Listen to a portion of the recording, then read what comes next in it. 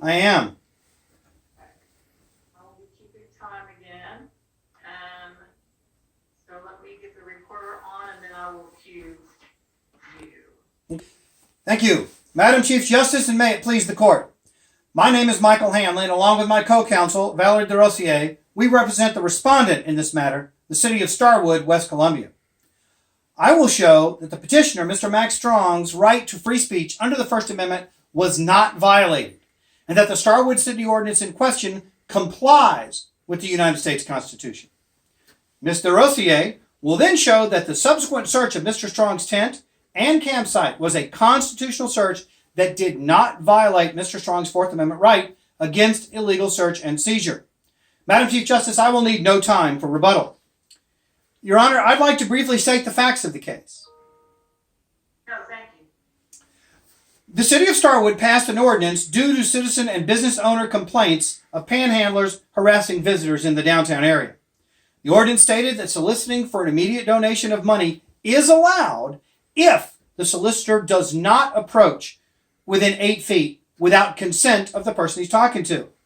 Mr. Strong was witnessed by a police officer following a citizen within the 8 feet limit, and he was asking for money.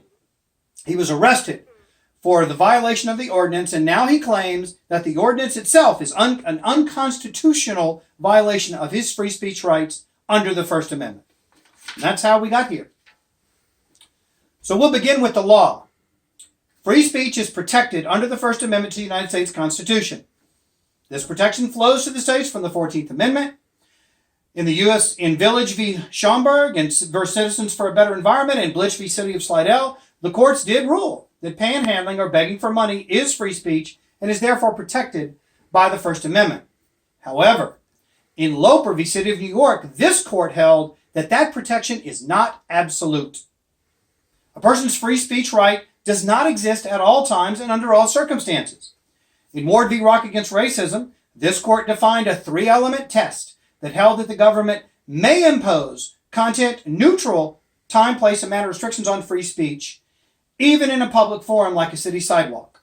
The 3 elements are: is the ordinance content-neutral? Of course. Is the ordinance narrowly tailored to meet a legitimate government interest? And does the law provide ample alternative avenues for the communication of the speech? The Starwood City Ordinance complies with all of these elements and meets this definitions. Even if the court were to decide that this ordinance was content-based, it would still fall, and it falls under strict scrutiny, it would still serve a substantial government interest, and it would be deemed a constitutional restriction on speech. So let's take a look at the ordinance itself and whether it's content neutral. Content neutrality means the content of the expression. Ward tells us that the ideas being put forth cannot be restricted by the city or municipality. The controlling consideration is the government's purpose in enacting the ordinance. In Reed v. Town of Gilbert, Judge Alito held that such regulations may interfere with democratic self-government and the search for truth. That's fair enough. But this case, it's not the ideas that's being restricted, it's the conduct. The ordinance defines aggressive panhandling as knowingly approaching another person within 8 feet and asking them for an immediate donation of money. It specifies a very small geographical area of the city, just the downtown square vicinity. And it doesn't mention vendors or youth groups like Boy Scouts or Girl Scouts trying to sell popcorn or cookies, or political activists trying to engage people in political discourse, or even religious speakers. Those are not restricted in any way. But Ward shows us that a regulation that serves a purpose that's unrelated to the ideas that's being put forth is deemed neutral, even if it has the effect of limiting the speech of some messages but not of others. Regulation of speech can be justified and therefore is allowed, even though it restricts some content of speech. This clearly indicates that the ordinance is not content-based, but is content-neutral.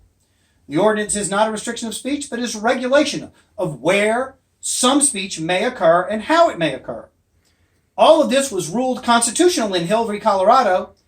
This ordinance was not enacted because the city disagreed with what was being said, but rather the method and the location of where it was being communicated. So if we've established that the ordinance is content neutral, now let's look at the legitimate government interest that is served. In Loper, this court ruled that one of the most important factors in justifying a restriction of free speech is public safety. And this is a public safety issue. At a city council meeting held in 2016, city officials were shown to have received numerous complaints from citizens about being harassed in the downtown area by panhandlers. In addition, there are references in the minutes to downtown businesses experiencing a lack of business and a decline in their customer base attributed to panhandlers. The city has legitimate interests here, and the government certainly retains in its police powers the authority to safeguard commerce, as well as protect the public and their health and safety. This was shown in Hill v. Colorado again. Loper again shows us that the state interest is served by limiting individuals who solicit for donations in a threatening manner from communicating that message to their fellow citizens. But this ordinance doesn't even go that far. It only limits individuals from soliciting donations in an aggressive or threatening manner. Asking for an immediate donation of money is unlike asking for directions or a suggestion of a good restaurant in the area, or even asking someone to sign a political petition. Those requests are likely to be viewed as simple, polite requests that can be accepted or rejected. But asking for an immediate donation of money is something completely different. In LA Alliance for Survival versus the City of LA, that was in 2000, courts have recognized that this kind of request is likely to put a person in an uneasy situation. The person being approached may ask themselves, is this person begging or robbing? How do I respond? Do I have a choice? The potential for conflict and even violence is heightened, especially where individuals may view themselves as a captive audience. In a jurisdiction where individuals are allowed to carry concealed weapons with a permit, a simple misunderstanding could have tragic consequences. When the city of Starwood acted, it was to address this issue specifically in a highly congested area of downtown by prohibiting specific conduct, which is approaching within 8 feet of a potential donor and asking for an immediate donation of money. The conduct is what is prohibited, not the speech. A careful reading of the ordinance makes it clear that any solicitation of immediate donation of money, whether it's from homeless men, Girl Scouts, or a Salvation Army Santa Claus, it's restricted. When you approach an individual within 8 feet without their consent to ask for an immediate donation of money, it's a violation of the law. But there are also ample opportunities and channels for the communication of the speech. Go back to Ward. This court held that the government may limit certain speech in a particular area or venue if certain criteria are met. Among them, are there ample channels for communication of the message? The ordinance limits aggressive panhandling in a very specific part of Starwood, but it does not limit panhandling of any kind in the other parts of the city. It could go to the mall, the racetrack, the road out of town, all over the place. It doesn't restrict the holding of signs or distribution of leaflets as an avenue of communication, even in any area, including the downtown square vicinity. Now that may reduce... Yes, Your Honor. We've been told that this downtown square area is in fact the hub of commercial activity, of entertainment activity in Starwood.